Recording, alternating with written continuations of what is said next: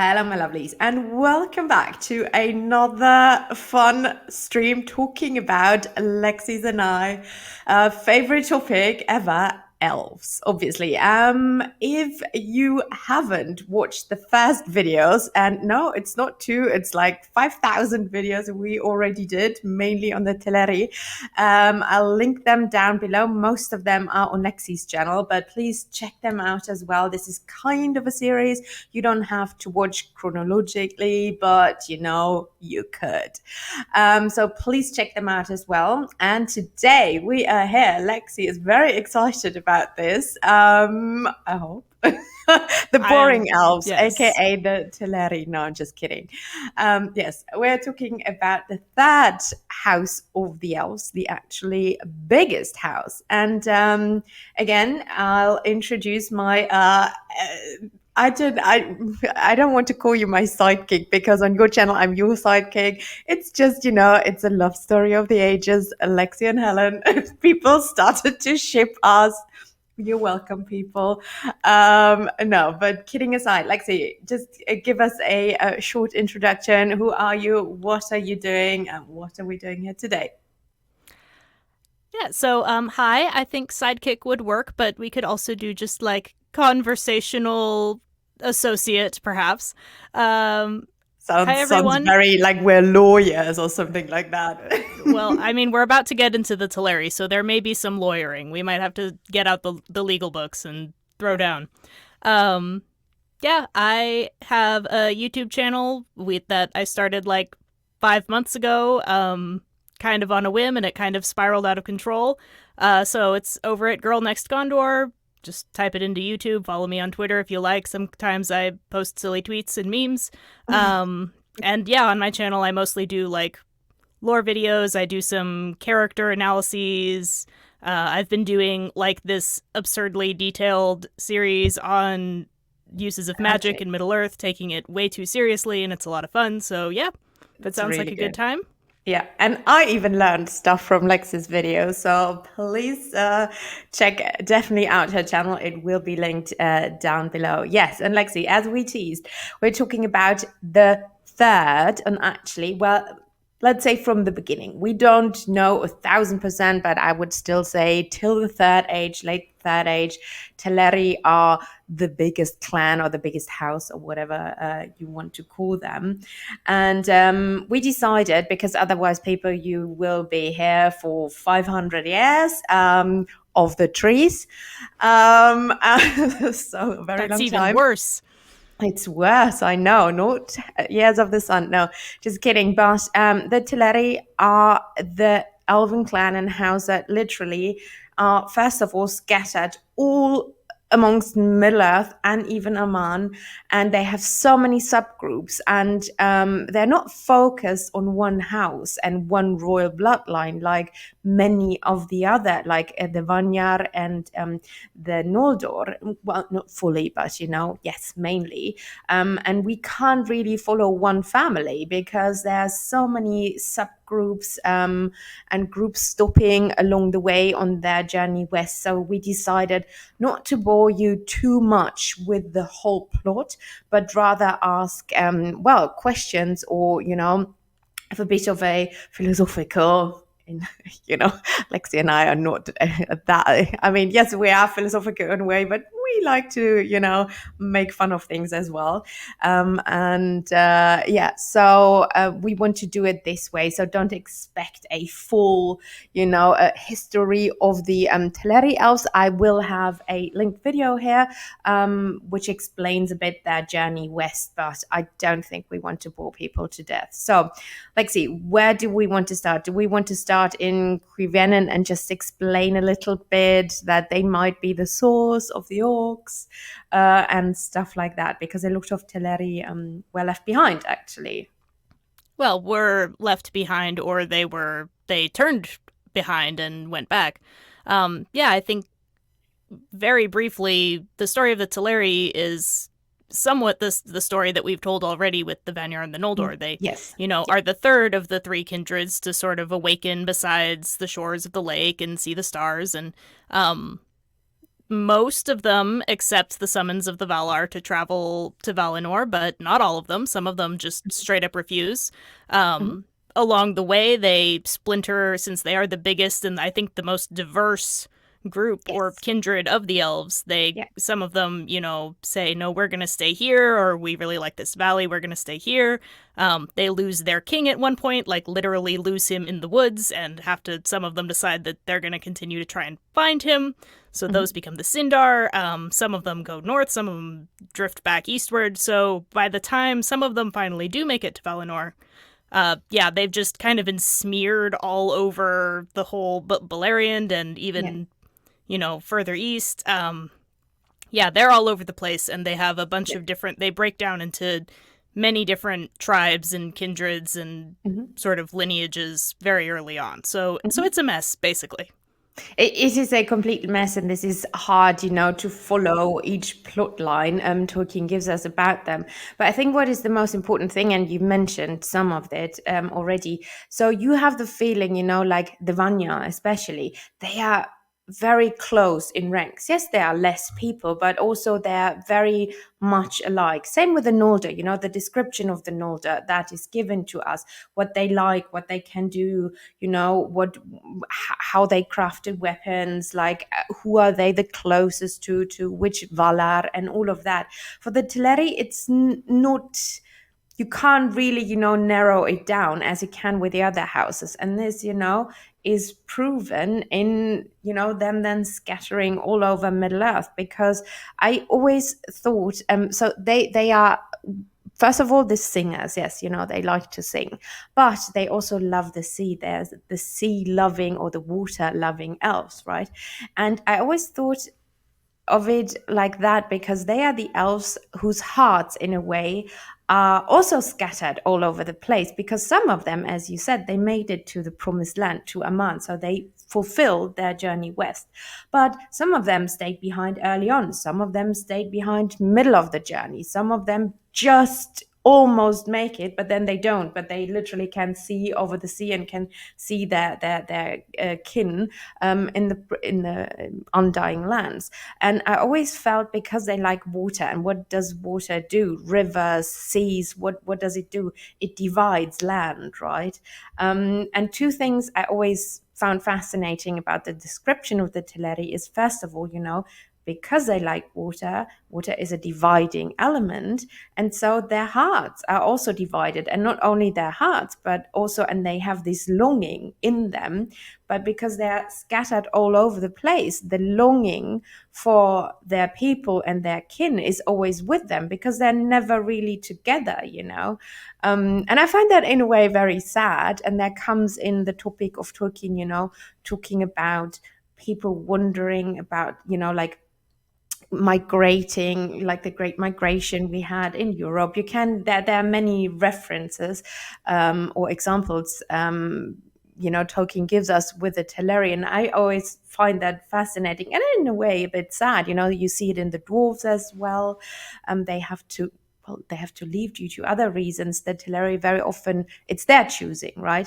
But Mhm. still, it's in a way very, very sad. And then the second thing is, they are in a way, and I mentioned that before, not focused on one king. There isn't one king, it's actually three brothers. I mean, we don't know that much about the third brother, but they never defined that one king.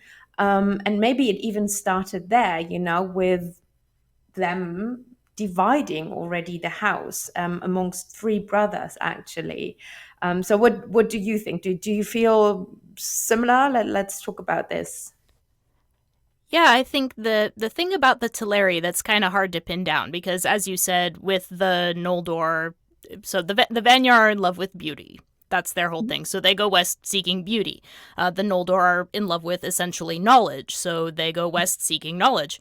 The Teleri, I think, are in love with nature and With with the Middle land, Earth. yes. Yeah, Hmm. with their homeland and their territories, and we see this into the second and third age and throughout the history of the first. If there's a band of people that's going to be unwilling to forsake a land, even if it's becoming evil or corrupt or, inconvenient or invaded by outsiders, it's gonna be one of those Teleran clans or subgroups that split aside. Yeah. So some of them do, I think that sort of their history is sort of they're being called from point to point along the migration. Hmm. They'll make it to the mountains, and some of them will say, "This is great, we're staying here," and then some of them will Hmm. say, "Well, the mountains are great, but the ocean is also great."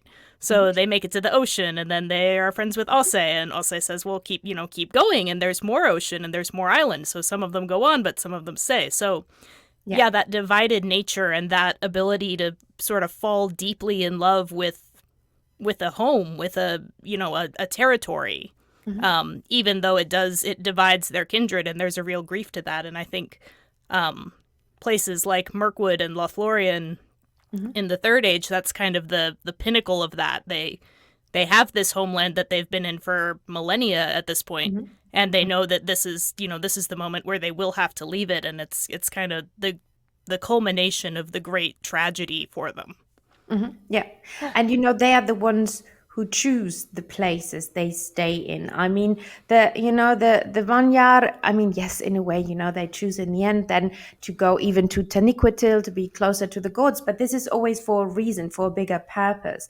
But the Teleri, like you said, their purpose really is the love of the land, of their land. And you can even see that in how they are weaponized, how Tolkien describes it. They don't have these steel armors and all that. It's bow and arrow. It's very like they work in a way like many, like, I don't know, Native Americans maybe, they hunt an animal and they use all of the animal, right? And I feel of the Teleri like that. This is how I imagine them in a way. They live with nature. Very often, like especially the Noldor, they kind of enslave nature, right? Not enslave, this is a bad word, but you know what I mean. Right. They're more focused on getting diamonds out of the earth and all of that. And the Teleri never do. It's a very, like, yeah, their approach and them living with nature is very, very different. And you There's see that in their halls, like Menegroth. Like, what did Thingol do? He built his right. home in caves, like one with nature. How the others built their fortresses, they built towers and all of that. This is very different. And Menegroth, even, it's a cave, it's palatial, the dwarves help him on it. Mhm. But what is it decorated to look like? They spend all their craft trying to make this cave look like a forest. They have, Yes. these sculptures of animals with their Yeah. eyes are illuminated even, and Yeah. they're layering paint so that the leaves on the trees look realistic. Like it's, Mhm. described as this, okay, we have to live in a cave. Yeah. Let's enhance the beauty of the cave to make it Mhm. reflect a natural setting versus, yeah, I Mhm. think the sense you get from the Noldor is they would be more sort of pure architecture and Yes. geometry and Yeah. planes and angles, which is great, but yeah, the Yeah. um a foreign aesthetic, I think, to the general Teleran mind. Even their boats are shaped like water birds. The Yes. famous swan ships are even there. It's like, let's make this look like something natural, something that you Mhm. would see moving across the water. So Mhm. And you see the big difference, later in the Númenóreans.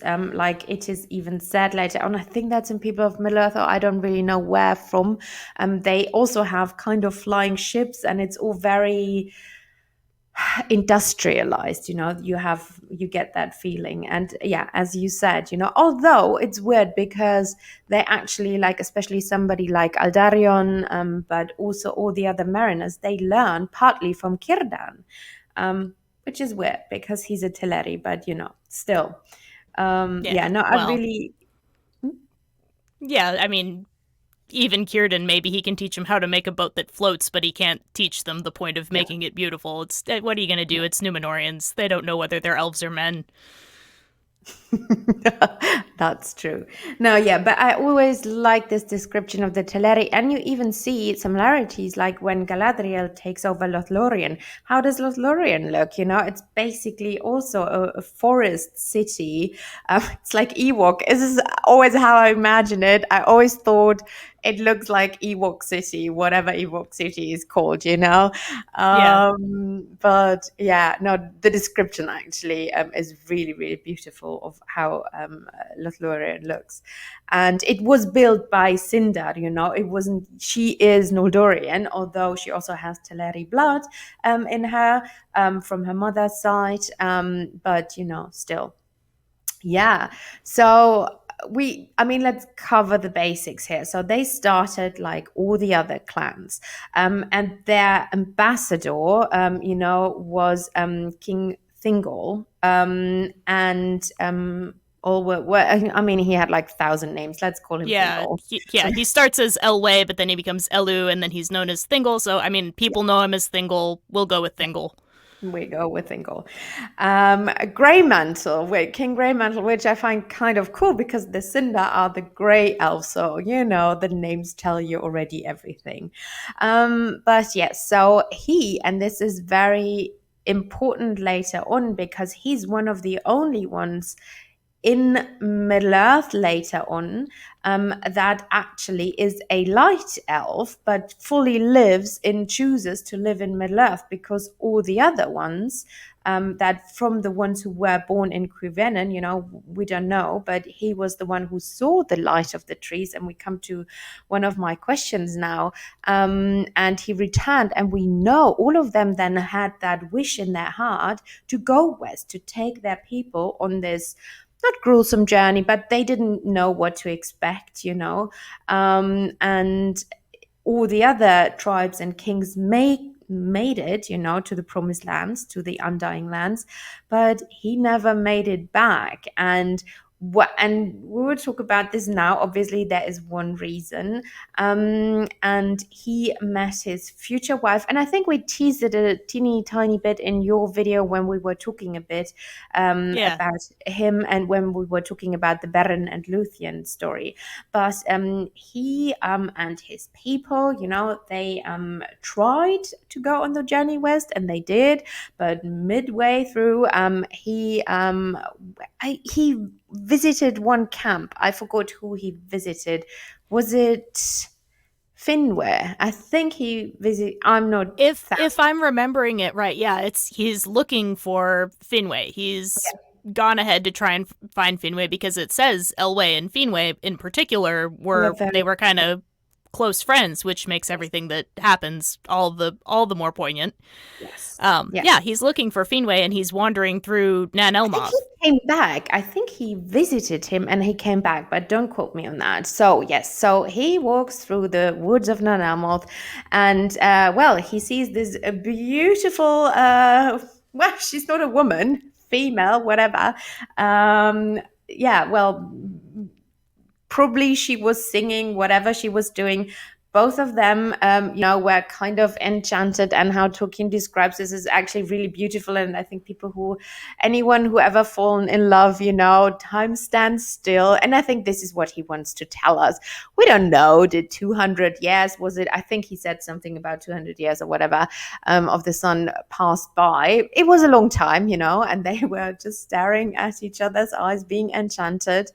And this was Melian the Maiar. So a Maiar, you know, is a form of an angelic being, lesser than the Valar, but still, she was in Middle Earth, you know, to also, you know, help nature. I mean, what was she doing? She was teaching nightingales how to sing.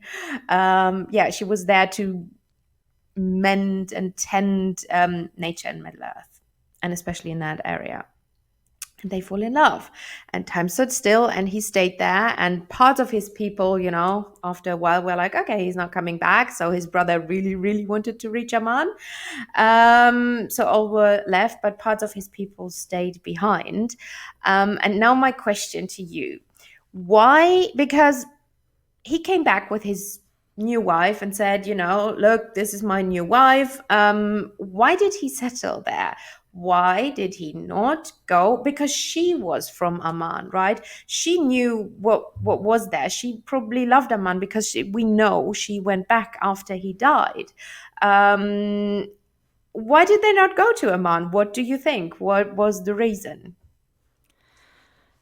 That's a good question. I think my thoughts on Thingol and Melian are a little bit interesting. I think they're a lot more complicated than people Mhm. maybe might assume, Yeah, based on just the straight account given. For example, in the Silmarillion, I think the justification given there is that it is such a long time. People are looking for Elwë in the woods for, again, according to the Silmarillion, it's like years and years. They're wandering around looking for this guy, and this whole time he's just like, "Oh, she's so pretty," like for forever.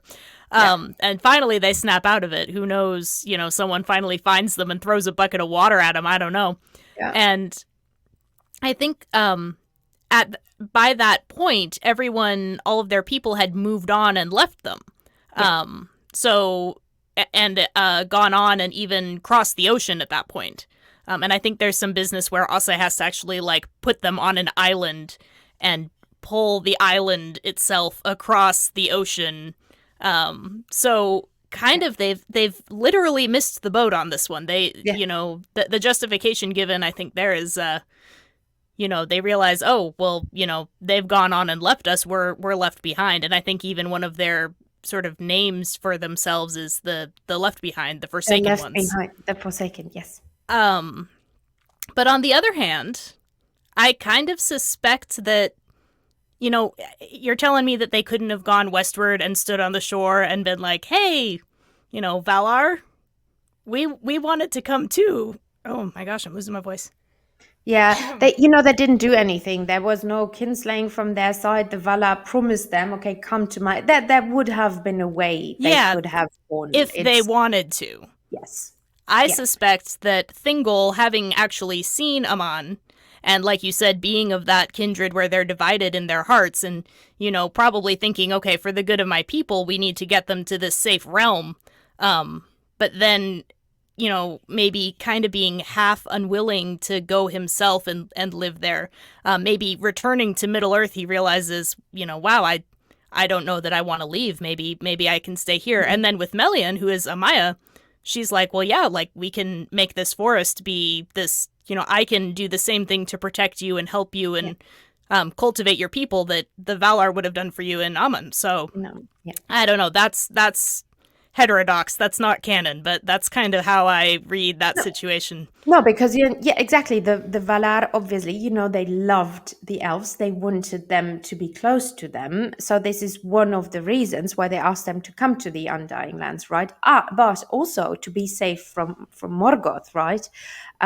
So it would make sense, that Melian, and this is literally what she does later on. She's protecting the lands with a spell, the Girdle of Melian, Right. because she's able to. She's one of the most powerful beings at that time in Middle Earth. But I still find it weird that because he has seen the light, and we know all of them were literally, so enchanted by the light. And I would understand if the wife he would find would be a nature being of Middle Earth, would be a being of Middle Earth, would be, I don't know, like a Nondor or one of the first ones who left, who stayed behind and said, no, I want to stay in Middle Earth, I don't want to go. Mm-hmm. But that was her home, is Aman. And her people are there, and her mistress, her master is in Aman. So I always found it weird. But my theory is, there was a bigger picture and things needed to happen. And things that needed to happen is them to have a daughter. And for them to, again, something like Gondolin, for their kingdom to stand for a while and to help Middle Earth and aid Middle Earth in the wars to come, which partly he didn't. He never really sent, his troops to help the Noldor, but he did fight off Morgoth's troops. And without him being there, and because he was the first one and the one of the main players being there before the Noldor came back, so I think he had a role to play. Something like, Gondolin needed to stand for a certain amount of time so Eärendil can come to this world. And what I always thought is, was Melian sent there for a reason to that place at that time, is do you think there's anything, because I Yeah. feel like that was one of the plans of, was it Eru? Were it the Valar? I don't know. I can't tell, but I do think Melian being there and him, for she didn't enchant him. They both did fall in love, but there must be a reason she was there and they met. Yeah, I don't know how much of it would have been conscious on Melian's part, and I actually see her presence there as kind of something that the head brass of the Valar might have had some issues with. Um, but I think Mm. definitely some sort of fate, providence, Eru Yes. intervention. Yeah. Um, Yavanna, the Vala of like nature and growth, plant matter Her and boss, animals. basically. Yeah. Yeah, just Earth Mama. She Gaia. she has she's the one who's concerned with Middle Earth. The Valar create Aman as this paradise realm where it's safe from Morgoth and they can create everything to their perfection and defend it. Yeah. But they kind of just leave the rest of Middle Earth to fend for itself for a while. And Yeah. that's one reason why when the elves awake, they're like, well, we got to get you guys over here where it's actually safe and we've done some work to make it be a nice Yeah. place to live. And then it's said that people like Orome and Yavanna were the ones who would, speak up and be like, well, no, we still have to, we have to go to Middle Earth. We have to Yeah. keep things nice there. Yeah. And I And think they don't want to forsaken the place. yeah, I think Melian was probably part of that camp. Hmm. So I suspect that's what she was doing, at least in her mind. She was just thinking, well, no, I need Hmm. to help continue the work of keeping Middle Earth beautiful. And Hmm. then doom fell upon her, very much like it would later on her daughter. Um, Yeah. and she runs into Thingol, and their houses are forcibly united by the all-consuming power of love at first sight. Mhm. And the other thing that's weird about that is I don't think we ever have another example of one of the Ainur, either Vala or Maya or whatever, falling in love and getting married and like procreating with one of the children of Eru. Like it does not happen. No. So it's kind of this like you Hmm. can imagine that the elves and the Ainur both are all like, ew, really? Like Hmm. what's up with that? What's that like? That's got to be Yeah. sort of this is not the kind of conventional relationship, I guess, No. that they would have been used to seeing. So But again, I suspect it's fate. yes, I do think so. And in a way, again, this bloodline needed to be founded, and this bloodline is special. And you see it even later on in the third age. What makes a king a king? What is, yes, Aragon was an epic fighter, but what makes him stand out and what makes him, in the eyes of the people, the king is his healing power. And Yes. where's that partly from? That partly comes from being 1,000 or whatever the ratio is at Yeah. that time, because it went very down farther line. Sorry, it's very late. Can't speak anymore, people. But yeah, but he has Maiar blood in him, right? And that came from his ancestor Luthien. And that what makes a king. And this is also very, in European history, you also have that, the kings were blessed and they also were said to have healing powers. The royal blood was. You see that even later on in George R. R. Martin, taking that to extremes, with royal blood Yeah. and then doing blood magic and whatnot. But there's something in there, and I do think it was important that this angelic being mingled and mixed with a not human, but with an elf. Also an immortal being, but still a lesser being. And then they even mingled with men because, the line then narrowed down, and all houses of men, all houses of elves later combined in one, and Maiar combined in this bloodline. And I find that so fascinating. And yeah, I think Errol planned this in a way. Yeah, there's literally no one living in Valinor that Aragorn cannot claim as some kind of No. relation. Like even Manwë himself, he'd be like, "Hey, 37 times great granduncle." Like they're Yeah. they're all united. Even Yeah. even the fates of the Ainur, who are supposed to be kind of above such things as Yeah. doom and fate. They're, oh, we're just servants of the will of the one. But Yes. now you're involved too, guys. So Yeah. yeah, and I think it did. It's an interesting question in Tolkien, the idea of fate versus free will Yes. versus destiny, and we've talked about it before with like Turin and Yeah. the Feanorians and everything. Yeah. So I think clearly unifying those peoples was important to sort of the Yeah. grand design. I don't know what, and I think the idea of uniting that further with men was probably also likewise sort of part of Mhm. the great theme, the third theme that is the only one that can counteract Morgoth's discord. So Yeah. uh, Yeah. I don't know exactly how, like, there may have been other ways that it could have turned out, but I think this, having them all united, thrown together in the same boat, they've Yeah. all got skin in the game at this point. Yeah, clearly Yeah. some top level predestination going on there. I think so too. And there is still free will in there. And this is what I mean, because he decided to stay in, for whatever Right. reason, in Middle Earth. So he had this free will. But, I think it was easier for him to stay in Middle Earth. His new wife was there. They kind of wanted to build their own kingdom there. It was the easy. I think he would have gone to Aman if it wouldn't have been for her. But then again, they did fall in love. That was real love. That was not something, not like a spell or something like later Eol did with Aredel, because I don't think that was natural love. That I mean, not from her side, because he enchanted her in a way. So there's a different, or like the Turin free will thing is also different. I think here we see a case of very, this, all the circumstances, all the traffic lights were on green, and it was made to be, but it was their decision still in the end.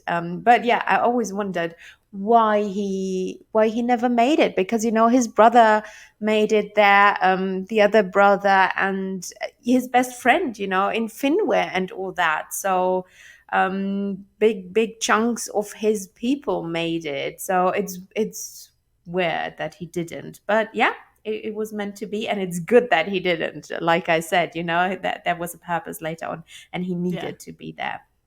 So we said before, the Nandor were the first ones, the wood elves, and their king was Lenwë, I think. They were the first ones to stay behind. They literally just made it past Cuivienen, and then they were the first ones that stayed behind. Then the Sindar, and this is now the story of Thingol and Melian, and them building Doriath in Beleriand. And those were the Grey Elves, and their king was Elwë or Thingol. And then some of the elves, and we hinted at it. We'll go back to the Beren and Luthien story and to Thingol, but I just want to show the journey of the elves for a bit. So some of the elves under King Olwe. There was another important character coming into play, Círdan, the shipwright. And he almost made it, but he didn't, because again, there was a reason he had to stay. And again, this is literally the same. There's a Mm-hmm. reason he needed to stay behind, because he had jobs to fulfill, and not just one job, but a lot of jobs.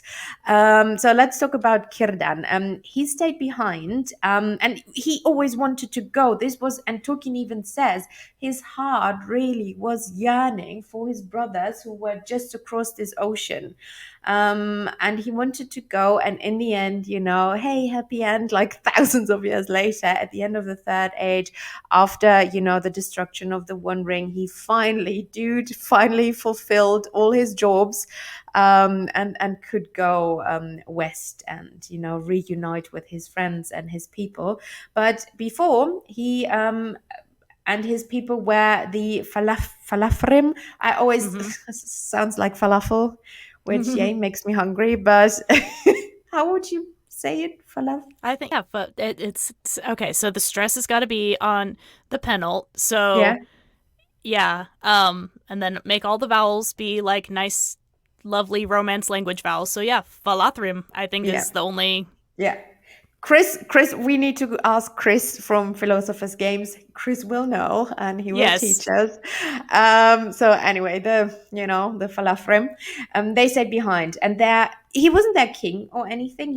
They are counted amongst the Sindar, I think, still Yes. because their king still was Thingol. But it was, if you look at the maps, I might include a map if I don't forget, so probably I won't, but have a look at a map, people. But it was quite, it was at the sea, and Beleriand and Doriath was more inland. And then the world changed completely again. But yeah, so he founded kind of a mini kingdom there. And let's talk about Círdan, because, like, see, why wasn't he allowed to leave? Why did he stay? And this will become very, very important. Well, which reason? First age, second age, third age? The There's the dream he had about, let's, like, the Eärendil thing. Let's do this. Did he have an Eärendil dream? No, I he forgot had. this part. Oh, okay, okay. So because he didn't have he didn't dream about Eärendil. This is might be fan fiction, but no, he had a dream that he has to build a ship, and that this ship will aid later on in the fight against. He didn't fully know what Right. for. Okay. Yeah. Yeah, So so okay. So he has a dream about what? Basically, the building of Vingalode, right? yes, Am I? yes. Am I? It's starting to come Mhm. back. It's hazy. Yeah, yeah, which is I can't. so cool because I love when all of them are given in the first age are given dreams. Yeah, and the Olmo sends a few, which is weird because he's not the Dream Vala, but Melian. If we're gonna talk about Yeah. predestination and fate and what are you doing over there, sis, kind of a thing. She's at least in the Silmarillion, she's a Maya of Irmo. She's the Yeah. one associated with sleep, but also with prophetic dreams and Hmm. news of basically your life's purpose coming through in some sort of a trance. So, Yeah. the Thingol thing, and then also Círdan having a very significant dream Hmm. that is gonna, yeah, without a good boat, yeah, the first stage ends very differently.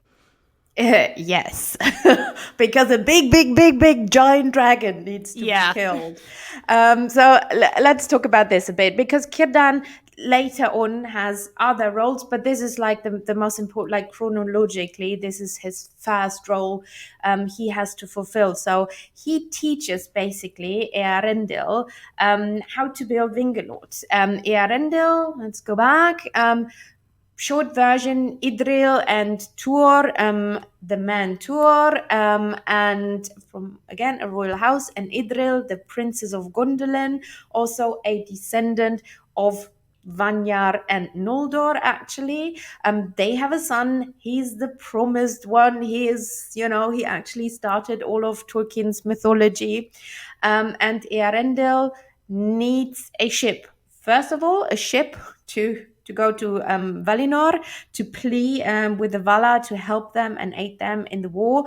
And his first trial, he wasn't lucky. He didn't make it there, but the second time, him and his wife made it hmm there, and they, pleaded with the gods and asked for aid against evil Morgoth, and told them, without you, we can't beat him. We're not the baddies here. Help us, please. So all that happened, and he had this epic flying ship. It wasn't a normal ship, Vingilot says it all. Had yeah, it? Does it have wings? We don't know, but it was a flying ship.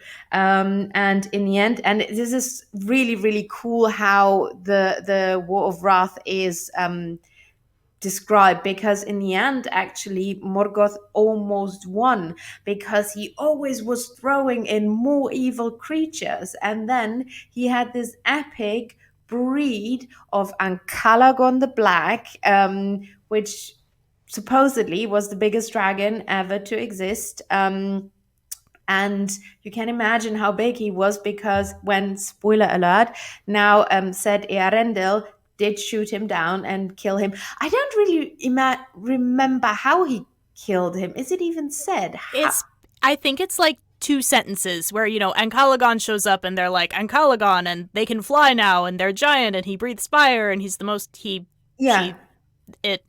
most powerful dragon ever to have lived, and you're thinking like, oh my gosh, it's more powerful than Glaurung. I guess we're gonna have to devote like a whole chapter to this guy, right? And no, Yeah. it's like the next sentence. It's like, oh, but it was okay because Eärendil flew against him in his magic flying boat, and that was the end of that. I'm like, wait a second, I don't He care didn't how say. cool your boat is. Yeah. How?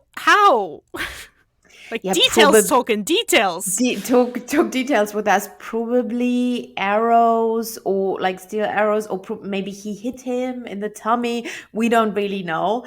But yeah, he spoiler, he killed the dragon, and the dragon crashing from the sky to the earth destroyed mountains. Right, destroyed the Thangorodrim mountains, Yeah, which crushed them. okay.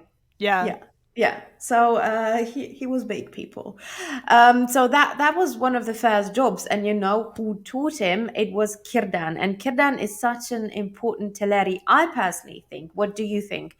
Was he born in Cuivienen? Is it why he has a beard, or is it because that would make him one of the oldest elves, or the oldest elf living in Middle Earth? Not living in Aman. You know, some of right. them are still alive in Aman, but none of the other elves living in Middle Earth, second and third age, were born at that time. So do you think, was he born in Cuivenem? Was he born during the journey? We don't fully know how long the journey west took for the Falathrim, so we don't have a date. I think he was born in Cuivenem. It would make him special, and he is very special. He appears so often in the story and helps out. So he's a side character, but he's Yeah. so important. Well, two things that get me about Círdan, and I think he is. I mean, I don't know if it's speculation whether or not he was one of the Yeah, original elves we or don't whether he know. was born on the journey or what. We don't know, but Yeah. nothing to contradict it. And he's clearly one of the eldest of elves. He's Yeah. well before even Galadriel is even a twinkle in Finarfin's eye. He's Yeah. there already, ruling people. And so two things about Círdan. One, I'm pretty sure if I've got this right, Círdan the shipwright, Círdan means shipwright. So I Yeah, almost feel like is that his real name, or is that just people have just been calling him the shipwright so long that he's just assumed the moniker of Círdan, and then the we don't hobbits, know, yeah. call him Círdan the shipwright, which is like calling him shipwright the shipwright, which is kind of beautiful.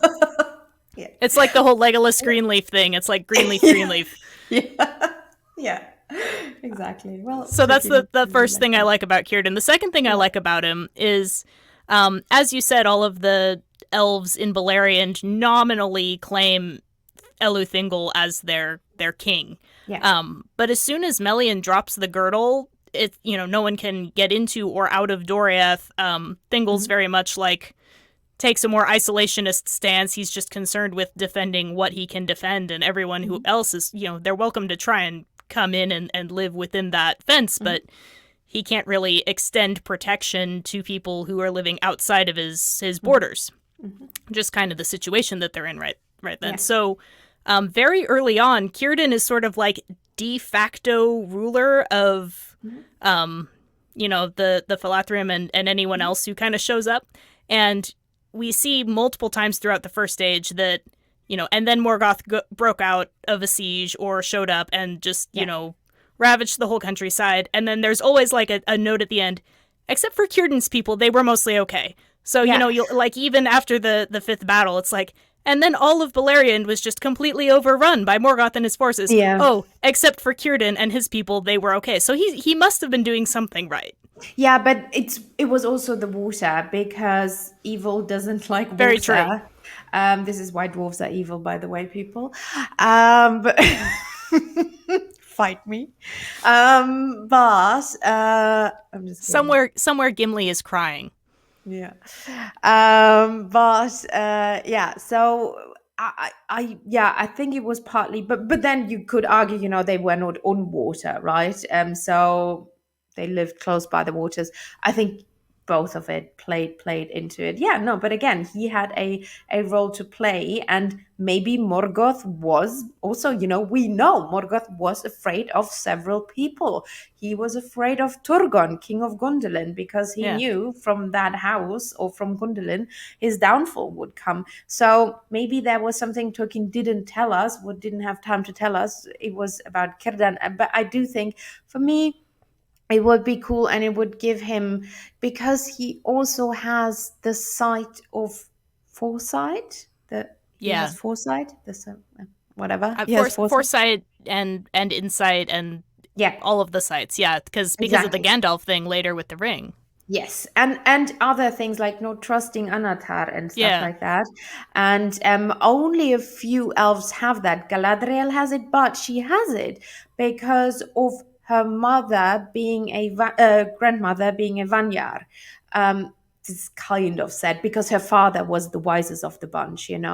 and that's the Vanyar blood. But you always when he says something like an elf has a special talent, it makes them stand out, and there's a reason for it very often. So I do think this is what makes me think he could be one of the OG elves, which would be so cool that you have one of them there, because we don't even know if the kings were OG elves. It is not said. It is just Right. said, that Thingol and that Finn were, and they were sent to Amman, but it was not said they were chosen to be the ambassadors. It's not said they are the oldest ones. So I would love it. It's my headcanon. Whatever. And Moving on. I see no problem with this. Yeah. And then we have always, so the brother of Hmm. Thingol, that actually made it west. But the thing is, how are they described? And this is what we said early on, they also lived close to the sea, especially in the beginnings, and then they moved a bit more inner lands, but they never wanted to. This is what they never wanted to be super close to the gods. They never really lived in Tyrion or anywhere there. They always lived close to the sea, and this is, I think, partly, yes, because they like the waters and they're the ones, building the ships and everything, but also because a big chunk of their ancestors and their kin is, they just want to have them in sight in a bit, or maybe the possibility to, this is like when I would be moving, I don't want to move to a Hmm. country so far away where I can't go on a plane and, I don't know, visit my family or my parents or whoever in like 2, 3, 4, 5 hours, right? And this is maybe something that Teleri did feel. This is my explanation why they never moved fully inland, even in Amman. Yeah, to be closer to the ocean, but Yeah, also just to, be closer to the idea of potentially, yeah, even just in like a sort of nostalgic spiritual way, not yes, willing to leave behind their ancestral homelands and yeah, their yeah, kin, because that's yeah. another thing with the Teleri that shows up a lot. Um, I said before that, if the Vanir are obsessed with beauty, they'll follow beauty in whatever form, wherever it goes. The Hmm. Noldor are obsessed with knowledge. They will follow knowledge, whatever its form. So this is why we see, for example, Yeah. Noldor tend to get along very well with dwarves, and Hmm. Noldor tend to be, like, seduced by evil spirits who are Hmm. offering them knowledge. It happens Hmm. more than once. Yeah. Um, the Teleri, I think, in addition to their emphasis on, a homeland, they also have an emphasis on kinship and family and Yeah. relationships. So this is why I think, for example, we see that they, being a large kindred, they don't have that one centralized king, because Yeah. their loyalty to their family is going to take precedence over that. And then Yeah. this is why we see it comes up a lot, Eöl being obsessed with the fact that, Myghlin he's one of the Teleri, he's one of us, he's not one of the Noldor, even though Yeah. he is. But Eöl's like, no, your family is my family, you're in line with us. Hmm. Thingol later with the Sons of Finarfin, and they show up and they say, well, we kind of lied about the circumstances of why we're here. So Thingol's very upset, and he kicks them all out to kind of go to Yeah. timeout. But he says, I will let you back in because you're my kin. I'm not letting Yeah. any of the other Yeah. losers in, but you guys are, at least you're related to me, you're like my grandnephew, so I can't forsake you, you're Hmm. my kin. Hmm. So and then there's other instances of this where it's, Teleri Elves will kind of harken back to that idea of kinship and, Yeah. family. Yeah. Yeah. So yeah, basically, A always in the family, same not position. exactly, but family on a grander scale and not Yes. just this one specific house. Because when the Noldor reference something, it's all about Fëanor or it's very specific. For the Teleri, it's not because there are like so many of them. They have so many kings, and yeah, Yeah, exactly. the Noldor would like invoke the idea of family to determine who's like top of the heap. Well, Yes. I'm more closely related, and Yeah. your bloodline is suspect because you were the second marriage, kind of a thing. Yeah. The No. Teleri, Yeah. I think, would be more prone to be like, hey, no, that's my brother, that's my Yeah. cousin. Cousin Yeah. like 50 times removed, whatever. He's still my cousin, Hmm. and Hmm. we're in this together. And who cares who's technically the king or not? Yeah. Yeah. Although they do have their moments. No, they do, but you see that later on when a lot, and I do think some of the Nandor later live, because Morgoth was literally hunting down elves, and they, I think, even moved to Beleriand inside the Girdle. So even a group that split up way before moved back in with Thingol, who was not their king or anything. They didn't. It was not their king, but they moved into just to be safe and all that, and still it was kinship. So that's kind of cool, and you see it later on, especially in the second age, after Beleriand falls, when they moved to Linden and they built Harlinden and all that. So they form clans who haven't probably talked to each other because one was living there, the other one was living there. They probably didn't have ambassadors talking to each other all the time, but they were like, okay, in the end, we're all, Teleri. I actually not the Yeah, correct they might word, have but used a different word, but yeah, we're all of the same yes, same exactly. clan. Exactly, of the same clan, and so they found back together, which I really really like, which is a cool thing. And it's not like, oh, I haven't talked to you in 5,000 years. Who are you even? No, they were welcomed. And this is actually, especially by Círdan, who often had these Yeah. refugees coming, and which is really cool. And it shows they think different than the two other clans of the elves. Yeah.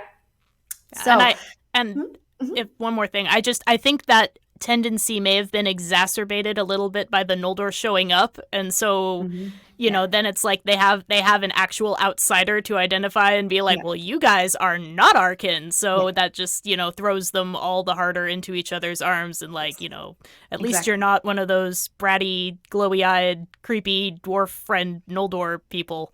Yeah. Yeah. And it's cool because the thing also is when you go back to the kinslaying, because later on, I mean, let's fast forward a little bit, and and then go back in time again.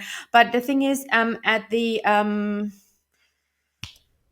War of the Last Alliance, a lot Yeah. of Teleri are taking part in the fighting. They don't want to be ruled by Gil-galad, who's counted as a Noldor prince, who was actually the last High King of the Noldor. He was the commander of everything basically. He organized everything, but they didn't want to fight like Nandor, Elves, Sindar, like all the Thranduil's father Orofer was amongst these people, and I think Yes. Denethor and other Teleri subclans, they were there, but they didn't want to fight under a no, under a Noldor.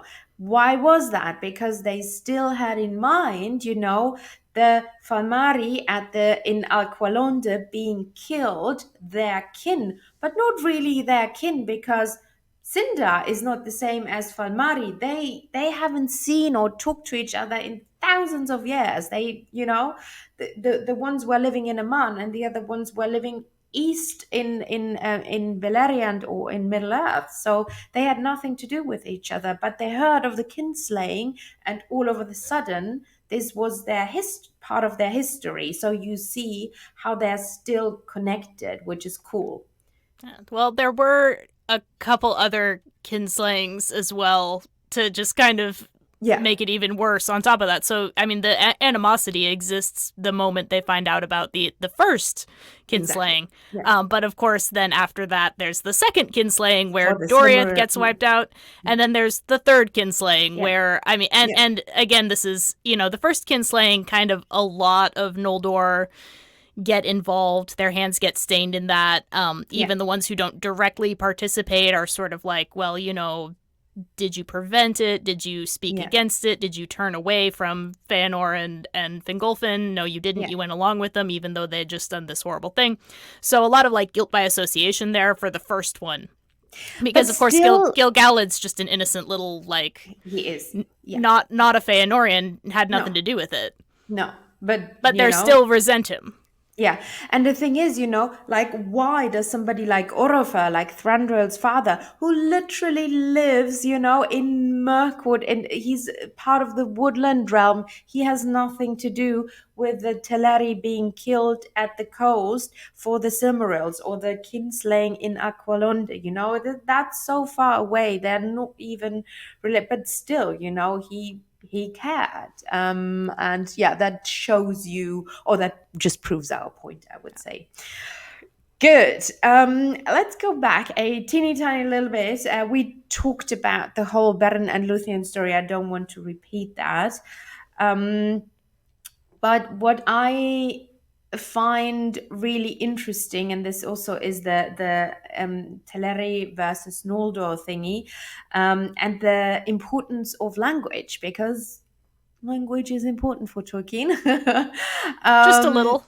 No, just teeny tiny bit. I think both of us studied. You're an English major, aren't you? I'm English major, and I did a lot of classical Latin too in college. So okay, that was years ago. So don't ask me to bring any of it out. But yeah, okay. I know Veni Vidi Vici, that's literally all. And I can read the Roman numbers. No, but I studied German literature. So, we like languages and analyze probably the F out of languages. Anyway, so Tolkien would have liked us. I hope.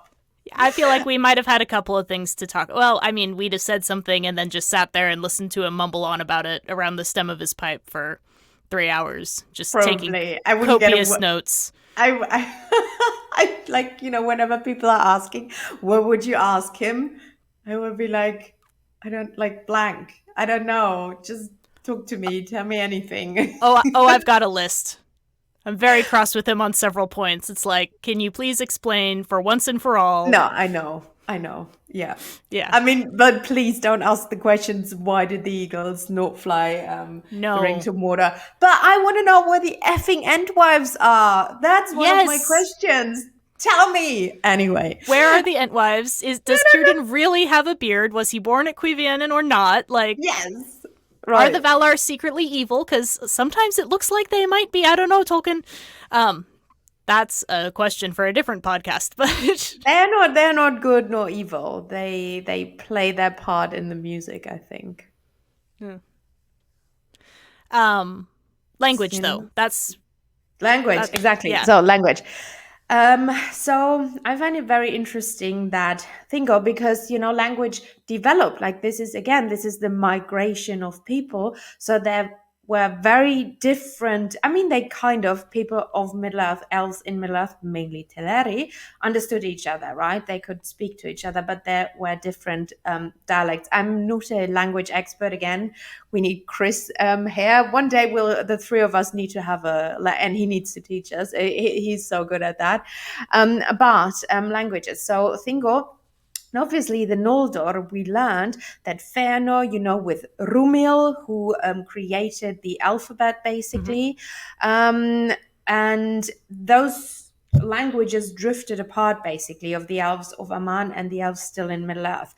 And very interesting, Thingol then, after learning of the kinslaying, he forbade Quenya. And I find that fascinating because this is very dictatorial, like he acts like a dictator. He tells his people that. So first of all, he's in Doriath. He's, I guess, allowed to set the official language. That's his kingdom. So he says, anyone who wants to live here, we speak Sindarin. And then anyone who considers him his king, he's like, you will do the same. So I mean, I think it was very shrewd on his part, because if you look at, for example, like, and again, I'm not a linguist either, but the example of French and English, where the Normans invade England and then all of the fancy words become associated with the people who have the political power and the people who have the higher quote unquote learning and culture. So, we have the more English word for a 4-footed animal is cow. And then the French word is like beef, when you're cooking it, when it's, when and it's veal out there. even. Veal is, so same idea. So, so I think Thingol is recognizing, and this is something that does happen, that the Noldor have a lot of power. They have a unified culture. They're very like aggressive and expansionist. So he sees that there's this risk of all the little like Nandoran tribes running around just getting subsumed and losing what makes them special. Now, I mean, to outlaw Quenya, it sounds like must have been really difficult for the Noldor to put up with, and it's like, stripping them of part of their heritage, but at the same time acting to, attempt to preserve his own, or what he sees as being his people's. I It's understand that, weird... but how would you feel like if you were, I don't know, if you were Hispanic, of Hispanic origin, and you live in America or in Germany, and then Angela Merkel or Joe Biden forbids you to speak Spanish, amongst you. That's that's not okay. No matter what happened, you and Thingol had people from, this is what I was, like there were humans living there inside the girdle later on. There were lots of different tribes and people living there because it was protected. But then he forbade it, and you see that later on in Numenor. And I do think it's a negative thing, and I do think Tolkien wanted to show that is a negative thing, because look at what happened later in Numenor, when the baddies, the kings. Spoiler again, it got worse and worse and worse. In the beginning, obviously, the kings were good and all was yada, yada, yada, happy go lucky. But later on, the kings got corrupted, more and more corrupted. And then they forbade the Elvish tongue. And this got even as far as literally banning it completely, and probably, I don't know, not killing, but I mean, they were burning people alive in the end when Sauron was there. So who knew what happened? But this was actually literally the same they did. And I think Tolkien, with us telling, why would he give us the detail that Thingol was doing that? So that was something that stood out, because he was supposedly a good king. Yeah, part of it, I think, is to explain. I mean, I think it's just a move of convenience on Tolkien's part, because he had done so much work developing these languages with different histories, and so he had like the tongue that the gnomes spoke was Gnomish, and it was different from High Elven for different reasons originally in his mythology. And then he changed the story. But he had so much of the languages worked out that he had to, create a reason why the Noldor would be speaking a language other than the one that was spoken in Valinor. So I think part of it on his part was just like a very cynical authorial move of like, well, how can I get them to be forced to speak Sindarin against their will? But then on the other hand, I think this is something that's overlooked a lot, especially in the Silmarillion, where it's told in a very remote, legendary style. There's a lot of like political subtext, a lot of moral ambiguity, even among supposedly like good characters. So, I mean, I think we mentioned Finrod, who's like one of the most pure, self-sacrificing, like generally considered friend to all, good egg, moves into Nargothrond, which, as Meme points out later, like according to him, and Meme is maybe not the most reliable of narrators, but according to the story he tells, that was his ancestral home, and the elves were the ones that kind of helped drive them out and drive them literally to extinction. Or the Rohirrim, or the Rohirrim, in that was the land of the Dunlendings, and then the Dunlendings are misled further by Saruman, but there's a lot of people say that, oh, Tolkien, all of his characters are either they're just all good or they're just all bad. Well, most of them are actually in this weird gray area where even though Thingol is a good king, he also has a bad temper, and he's prone to acting he's got a very much like Sindar first mindset where he's going to act to Yes. protect what he sees as his people's Yeah. interest. And this is why he doesn't, assist in the war effort against, Morgoth is literal Satan. I know. Or not quite literal, but he's an existential threat, and Thingol's like, nah, I'm not going to help you because you're not my people, and I'm just worried about protecting my people. You can see why he believes that, but he's not just. They're very rarely just good people doing good things or just bad people doing bad things. They all have their own kind of angle that they're working. Oh, definitely. And I really, because yes, this is exactly what you said. I think maybe in the third age, but you see it in somebody like Frodo, if somebody says, Frodo is just a good, no, no, he's not. But, I think third age characters are a bit different because the story he tells is a bit different. The story Yes. really is good versus evil, good wins, and friendship and all that. The message is very different. So the characters need to be very different because they need to stand for something so you understand this fight. This is a very first age, second age, the time before the ages is again this like the sundering of the elves. This is a very different topic from just a war, right? This is about Yeah. losing your home, losing your identity, finding your identity, about clans, about bloodline. This is very, very different.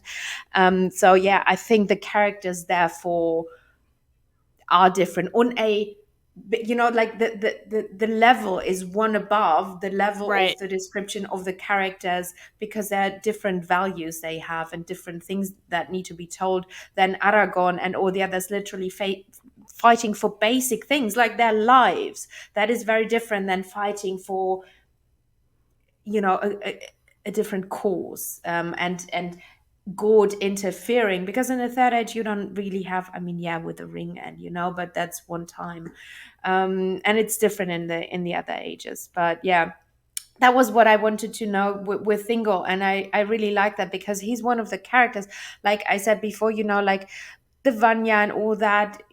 We know some of their story, and their king, and he was supposedly a really, really good king, otherwise we might have heard something about him. um you know let's not talk about let's not talk about the Teleri king, the Noldor king. But Poor yeah, family. I really like that we learn this about Thingol, that he is not just he was a good king, but he's very multi-layered, and I really like that. Yes. And part of that too, I mean, you can see the evolution. He's one of the earliest characters we have in one form or Yeah, another. He's there from the very he's beginning. on a journey. Yeah. Yeah, well, and he's in terms of textual history too. He's there in 1917 when Tolkien's, just writing the story. Baron's still an elf Hmm. at that point, and he's just Yes. writing weird little chaotic fairy tales, and then it Hmm. evolves all the way down to like the very philosophical, high-toned essays Yeah. on like, politics and linguistics that he's Hmm. writing in the 60s at the end of his life. It's like Yeah. Thingol has been through that whole process. He's got elements of Hmm. like the Oberon fairy king in the Yeah. forests, and then he's also Yeah. got elements of like you know very noble elves who are just like men sort of evolved to a spiritual perfection level. Yeah, he's Yeah. very multi-layered, and I think multi-layered in Tolkien's conception of him as well. He went through several different evolutions, but He did. fragments of the previous versions kind of trail along after him.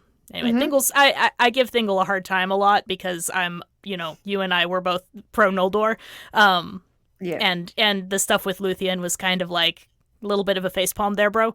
But Yeah. yeah, I But think he's one of those characters where I want to slap him sometimes, but I think yeah. he overall like he's very fascinating.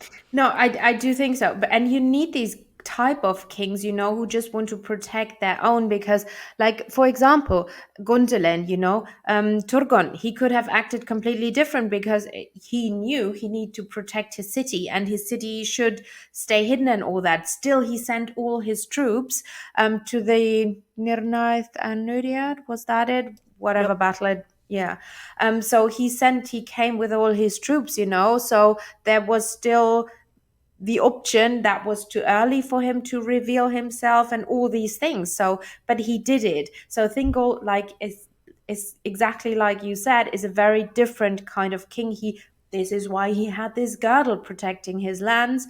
Very different kind of kingship, but I like that we have different kind of characters. For But I sure. think this was due to him being a Sindar or a Teleri. Yeah. Good. So Thingol, Círdan, let's go maybe back because I think it's important to talk about second and third age because a lot Yes, for sure. happened there. And again, I don't want to make it a 5-hour video. Right. Círdan, one of the most important Teleri elves, still being, amongst the shores, amongst the coast. So what did happen? Let's maybe start with the Silmaril plot and then with Sauron later on. Yeah. So, Silmaril, I mean, I think, correct me if I'm wrong. I think you have more Círdan knowledge than I do, but Eärendil's trying to build a boat, just like his daddy, planning to ultimately sail to Valinor, and they're living at the mouths of the river Círdan, the havens at Círdan, which of course is something that the Philathrim had set up early on in their history, is because they, again, like you said, they keep having these waves of refugees from Morgoth, like ending up on the coast, and so they have this sort of system and these little like checkpoints. So they're all at the havens of Círdan. Círdan's up north. Círdan is working with the refugees of Gondolin and of Doriath that are at the havens, and he's close in friendship with Eärendil, and they build this great boat that, like, Bilbo describes it in that 5-page song that he sings in Rivendell, which has to have been a little bit embarrassing for Elrond because that's his dad he's singing about. I think that's so awkward. Like, Aragorn even says, like, Bilbo, are you serious right now? You're gonna sing a song about Elrond's dad leaving him in front of him, but I don't think Bilbo connected the dots. But he describes it as like, they go down, what's the willowy region? Tessarinen? I think so. Where that's one of the places where they have their shipbuilding operation, where they have timber, and Círdan teaches him to sail basically, and teaches him to build a boat, and that's where they build Vingalot, which I think it's like flower of foam, if I'm getting my Quenya correct. Oh, I don't know that. Yeah, okay. Because like Ving is foam, that's why Elwing. Yeah. And then Lot is like Loth, We see that in all kinds of things. Nimloth, Lothlorien. So yeah, some sort of like sparkly, flowery, oceany name. And that's what sails into Valinor, and he has to double back and like pick up his wife because, again, Havens of Círdan and all that, we won't get into it, but he and his wife and the Silmaril make it on Vingalot to Amun, and that's where he's given the choice to, interestingly, because he's a half-elf and the Valar don't know what to do with him, they're like, well, we can't like deny you the gift of what men. are you, please? Yeah. And he's even, he oh no, he doesn't know. Eärendil doesn't know. No, later on they have Maiar blood. Sorry, yeah. Yeah, Eärendil doesn't, but Elwing does. But but I mean, they both have significant human blood, and so the Valar say, well, basically, what do you want to do? And poor Eärendil, his heart is with men. He's very much like Tuor's son, and he would almost prefer to go back and lead men. But his wife Elwing is, again, herself, Telerin on her father's side through being a descendant of Thingol, and then her mother, I believe, is Nimloth, is like a just a regular old kind of Sindarin kinswoman. I think she's related to Celeborn. So I think in one version she's related. Exactly. Yeah. Yes. Yeah. Yeah. So this is why Galadriel and Celeborn actually. Yeah. But yeah. Yeah. Well, I mean, very far related. We have to. Yes, and then in some versions they're like quite a bit less distantly related, and it kind of gets squicky. But that's the version I reject. I like Celeborn as just being like a random kinsman of Thingol hanging out, and then Nimloth is like his, I think it's his niece. Anyway, Elwing has a double dose of that Telerin, love of Middle Earth and longing for her people. So she says, nah, I want to be an elf. I want to stay here. I want to stay within the world and with my people and with the elves. So Eärendil, for her sake, decides to also take the elven option. And they say, well, cool, do you want to become a star? And I mean, I guess he clearly accepts because that's where he ends up. Yeah. And it's so beautiful that because later on, they have these twin boys, right? And the twin boys are actually raised, and we talked about this in your video, by their enemies, Yeah. because again, after the fall of Beleriand and Doriath, due partly to the Noldor princes, they fled to the havens, and then they were attacked there again because she had the Silmaril. She inherited it from her line, from Luthien. Luthien had the Silmaril, and then later Yes. on, it got Thingol had the dwarves. By the way, the dwarves are guilty of this. Thingol is not guilty, people. So he had the Silmaril put in the Nauglamir, literally producing the most beautiful object the world will ever see. And so they had the whole thingy, and then the princes of the Noldor, the last Fëanorians, attacked again. So that they literally were hunted down all the time. So I think this is important. And Círdan always, they withstood, like you said before. But it's so beautiful because their twin sons, had that choice as well, and one choose to become mortal, and Elrond then later choose to stay an elf. And how Numenor was founded, and Elena means five-pointed star, which probably was his father. And the ships, the Yeah. first ships of the first men of the Numenorians, followed the star of Eärendil, which, very close to following the star of Bethlehem. But they followed, he basically followed his father's star in the sky to the promised island, which is so cool and beautiful because they never saw their children again. Also, kind of sad. Very sad. But it is beautiful because Eärendil, realizing that he's torn, he's got elvish kindred and Yeah, elvish blood and an elven wife, clearly, yeah, despite her mortal blood, saying, no, I want to be an elf. yeah. Um, He and wanted to so, be a human. He wanted to yeah. be a great mariner. But And you then later, and having forsaken that and said, okay, I think for the good of everyone yeah, involved, I will yeah, choose this even though my heart belongs with men. He gets yeah, to lead his own son to found the greatest, realm of men, yeah, presumably in history, who they all become great mariners. So yeah. it's he gets his wish a little bit, even though it's It's still like, cool. yeah, Yeah. It, it's a it very neat sadly moment. turns evil, the mariners later become sadly conquerors. So they went from teachers to the people of Middle Earth to conquerors and basically enslaved the people there. But that's another story. And he even guarded the doors of night.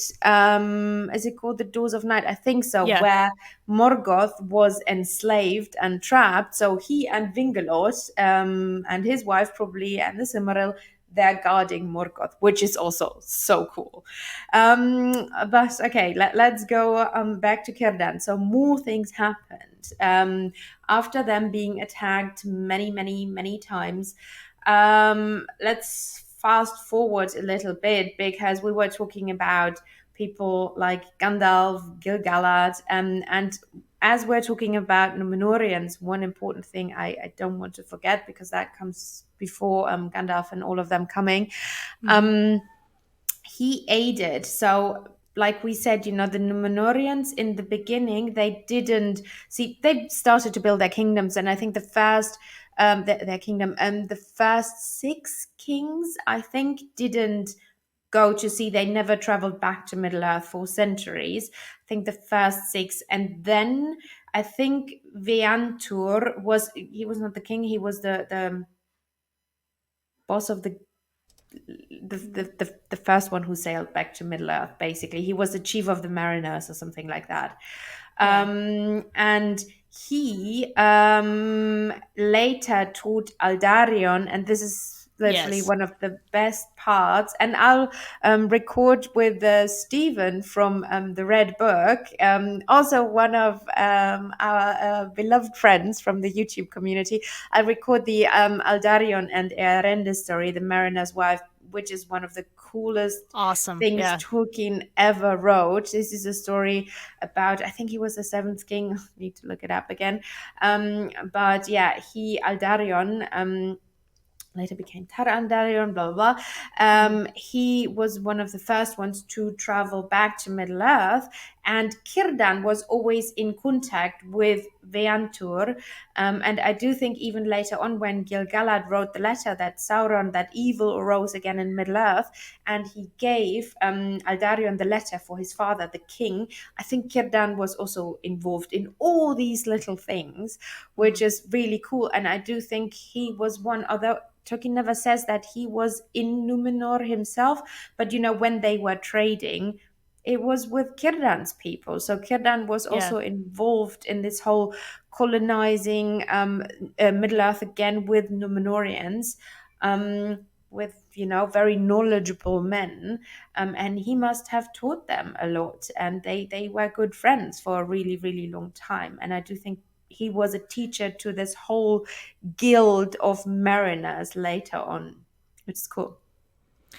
Yeah, they set up this oops, sorry. Um yeah, the idea that Aldarion's in Middle-earth and he's in contact with Gil-galad, who was raised, at least in the Silmarillion version, he flees to live with Círdan. So Círdan kind of has been probably his mentor. So, Círdan and Gil-galad are already tight. This is kind of the home base from which Gil-galad launches the sort of Lindon, the last kingdom of the Noldor. And then Gil-galad and Aldarion, very close for, he's gone for years. That's kind of the point of Aldarion and Eärendil, is that Aldarion's gone off with these elves for years and years at a time, setting up these havens and growing the trees that they need for the timber. And, they'll come back and reinforce these harbors for their ships to land, so they can really start to participate in Middle-earth again, and really take an active role. Which is, again, it's like it's a double-edged sword. It's like that Thingol and Melian meeting in the woods. How much of this was meant to happen? Because Aldarion is sort of driven by this sea longing that's so intense that he even says to his father, I want to stay, but it's physically uncomfortable for me. It's like my feet hurt on the hard ground, and I need to be on the ocean. And it screws up his marriage and his children. Well, because he has a wife that literally hates waters, and so and loves trees, loves the land, and doesn't want her trees cut down. Exactly, and who loves the land more than anything else. So who doesn't even want to live near the coast? She wants to live in a country, which is, well, we'll Stephen and I. Yeah, will talk about that. you guys will handle that very nicely. I think I'm looking forward to listening to that. But it's this weird sort of predestined thing, not a romance, but a friendship, a relationship between Círdan and Aldarion, which is necessary for the survival of Middle-earth and the continued defense against Morgoth and his servants, but is also kind of in its way, potentially a little tragic for some people, because it creates this sundering again, and leads to these problematic decisions down the road.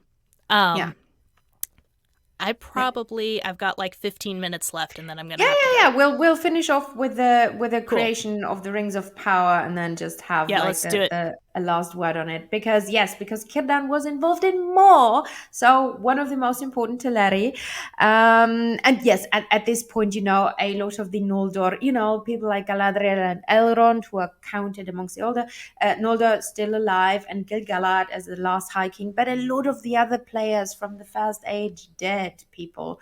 So not that many Noldorian princes left, but Círdan, now the Teleri, time of the Teleri in a way, comes, and Anatar, or he calls himself Anatar, goes to Eregion, and he's like, sent by the Valar, I want to teach you things, people. And who listens to them? The Noldorians, and especially Celebrimbor, last living descendant of your favorite person ever, Fëanor. Our little Fëanor. He's just top 5. He's not the top. Okay. He doesn't have the top slot. Okay, good. We'll discuss that another time. But yes, so Círdan is one of and this again, his foresight comes into play. Just like Galadriel, he even advises against the creation of the Rings of Power. But very smart. But later on, Celebrimbor gives him, forging the 3 elven rings, he gives him one of the rings, Narya, right? Yes, he has Yes, Narya, of the ring fire. of Yeah, fire. he Yeah, he ends up with Narya. yeah, exactly. Was it? I think it was sent to him originally, wasn't it? Because Vilya went to Gilgalad originally, and then Exactly. that's it Yeah, came to Elrond that way, and then yeah. Galadriel obviously has Nenya. She has So Ned. Yeah, so Círdan's the one chosen, and again, you yeah. can see kind of the rationale here. Well, where's the one place that's always safe from Sauron or from Mhm. Morgoth? Throughout history, it's been with Círdan. Like that's Yeah. where we send our heirs to be raised. That's where we send our refugees to be safe. Like it's with Círdan. So Círdan has Yeah. Narya, the Ring of Fire, which is Yeah. kind of a weird And thing for and a it's water cool guy that to in have. Noldor, because Yes. Círdan remembers everything that happened, right? He's literally the oldest thing around there, except maybe Tom Bombadil or who knows. But he's, very, very old. He's seen it all, he knows it all, but he's accepting this from literally one of the descendants of Fëanor, right? From Noldor. So he accepts it and he knows what to do with it because he doesn't keep it. So now again, he's not one of the protagonists. He never should be or wanted to be, probably, but he's the one, in the background, always, like Yeah, he fills help. in the gaps. He does, and he gives the ring because he could have given the ring because more people arrived in Middle Earth, and Yes, they but did. he gave the ring to Sauron. Sauron, No, what? no, he No, did not give the ring to Sauron. wrong information. He doesn't give the ring to this guy. I was just Yes. filming a TikTok, people, with evil guys.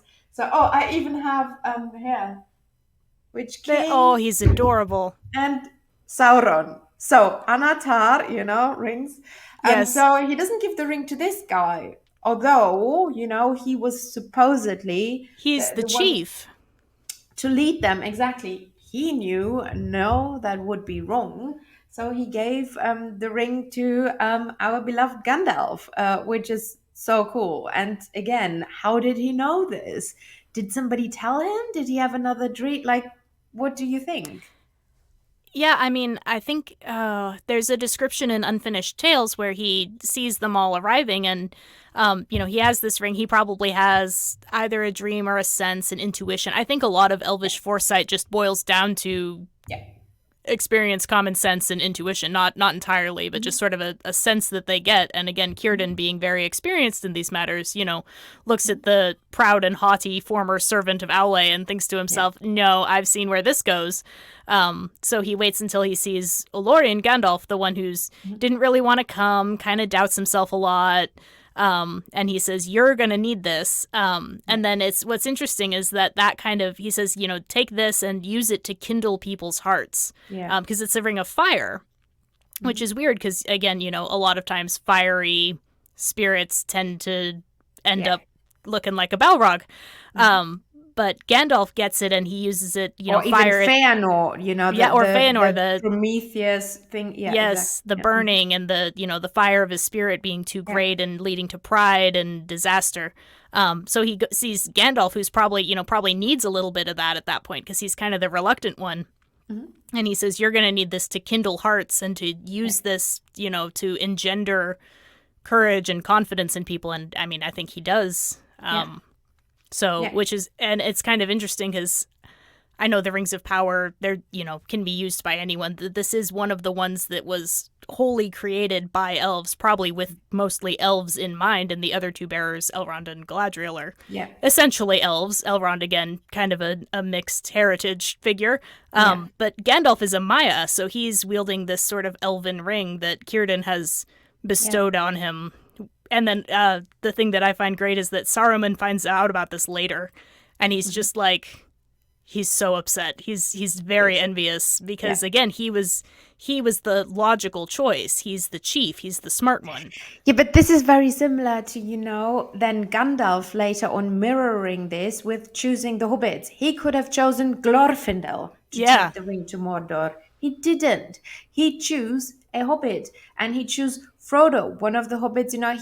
He wasn't sure, and he also always doubted himself, and the reluctant hero. And I really like that it's yeah. mirrored in the one he picks for the Well, fellowship. I mean, Frodo kind of destiny had a hand in that, and then also Frodo kind of self-selects. But yes, Gandalf being the one always speaking out for, Yeah. there's more to these hobbits than you Yeah. realize. They're the Yeah. ones that in the end they're going to come through for us. Yeah. Yeah. Awesome. So let's sum this up. Teleri, what do you like? I know that they're not our favorites. I do think, I personally think, somebody like Luthien, she stands out to me. She is she's half Maiar, but if her elven part is Teleri, fully, and she's one of my favorite characters. I really like her. I even like, in a way, Thingol, because it was important that he existed. And I like his journey, because elves don't very often have a character development and journey. Yeah. They are what they are pretty much from the beginning. And I like his journey, from this, reluctant father sending somebody basically to his death so he can't get his daughter, to in the end aiding him and giving his life, for his son-in-law and all that. I really like that. So cool character. Yeah. And Círdan, definitely Círdan. So I think he's so important and people don't know it, and that's so sad. And go Yeah. check out our friends Chris. Chris has literally a video, I think like 2 hours long, about Círdan. It's epic. Nice. So check it out, Philosopher's Games. It's really good. And I love Círdan. I hope we can see him in the series. I'm pretty sure we will. Yeah, that would make sense. Yeah. I mean, we touched on him a little bit. We talked about like Amroth and Orifer, Yeah. and Celeborn a little bit, who Yeah. take on greater roles in the second and then finally the third age, and how they kind of have a difficult relationship with a lot of other elves, because they are in this weird sort of, they have to work with the Noldor because there just aren't enough elves left for them to go their own way. Yeah. They all have to work together, but Yeah. they really have that resentment underlying it, and a lot of thorny political Mhm. issues. They all pull a Thingol at one point where they're like, no, I'm not gonna, you can't make me. Yeah. So they're some of the ones that I think are a little bit underrated and overlooked. And really, what's nice is that we get this diversity, especially Yes. with the Teleri, but with all three of the kindreds combined, we get this, all Yeah. these different things of what an elf can be. It's like when Sam is in Rivendell and he's surrounded by elves for the first time, and he's like, Yeah. this is crazy. I thought elves were elves, but some of them are really sad, and some of them are serious, and some of them are merry and laughing all the time, and some Yeah. of them are all three at once. And he meets Galadriel, and he's like, I don't understand how you can be so like approachable and sweet and lovely and hospitable, but also just like very powerful and kind of scary and Yeah. like high, far beyond our reach. So yeah, I think a lot of that is due to the Teleri all being very, very elvish, but all in a different way. That some of them are ocean elves, and some of them are wood elves, and some of them are, I'm gonna hide behind my magical fence and be kind of mildly xenophobic for hundreds of years because that's my trauma point. Elves, like, we get a lot of different versions of what it means to be an elf, but they're all equally elvish. Yeah. Except for Fëanor, who is the most elvish of elves. Yeah. Or the most Greek elf. Tragic elf. Very Greek anyway, elf. I really enjoyed our little series, Lexi, and I do hope, but I think so, Lexi and I will continue our journey here to do fun conversations. We'll find another topic. Maybe, For people sure. who are still here, who made it till here, you can let us know in the comments what you would like next. Maybe I think we have some ideas, but we'll find something. Yeah, for Good. sure. Thanks for having me on. It's been a blast. I think we started with the idea of doing 3 videos, and here we are on our 5th one. But yeah, it's been fantastic. Looking forward to more. Yay! Perfect. So everybody subscribe to Lexi. Check out all the other videos, like thousands of videos we did on the elves. And have a fabulous day, everybody. Thank you. Bye-bye, my lovelies.